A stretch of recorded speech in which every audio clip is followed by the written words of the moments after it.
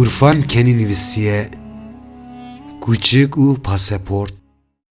Ez li gundim, gundê xwe rindaliya, gundekî girdayî gimgimê ye.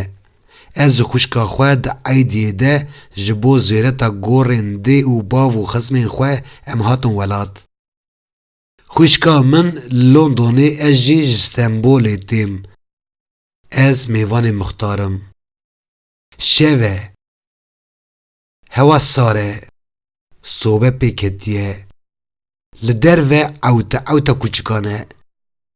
Dengê wan ev çîroka ku van rojan ji bo min gotin anîbîra min. Min pir ji çîrokê hez kiribû. Ez ê ji we re jî vê çîrokî bêjim. Xortekî ji gundê me wekî gelek xortên welat diçe Ewropayê bi qaçaxî. Dawiya dawî xwe digihîne Fransayê ji bo penaberiya siyasî serê lê dide. Dema li gund bû şivanî dikir, diçû berpez. Kûçikekî wî jî hebû. Navê kûçikê wî Dûman bû. Kûçikê wî her tim bi wî re bû. Pir jevhez dikirin. Rojekî kûçikê wî û çend kûçikên din şer dikin û kûçikê wî tê kuştin.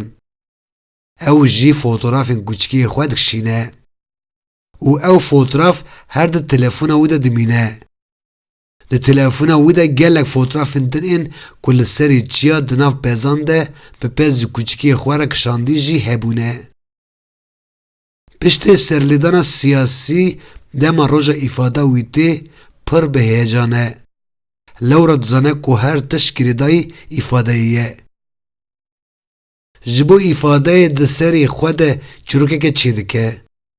Dema îfadeyê wî digirin, dibêje ku birayê wî yê mezin demekî di hepsê de bû ji bo sûcê siyasî û gelek caran leşkerên Tirk dihatin gund û zor û tehdad didan wan.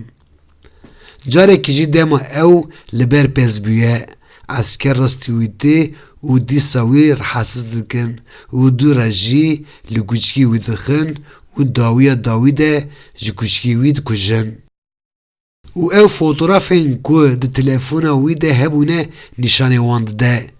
Dema fotoğrafan nîşanê wan dide kelogirî dibe û digirî. Memûrên îfada wî digirin jê re destmalê tînin û di alîkî de wî aram dikin. Li aliyê din de jî li fotoğrafên wî dinêrin. Wekî tê xuya ku gunê wan pir bi xortê me tê û bariya xwe jî bi çîroka wî tînin. Xortê me di nav sê mehan de rûşna xwe digire û di nav demekî kurt de jî pasaporta wî tê. Li derve ewta kûçikan hîn berdewam e.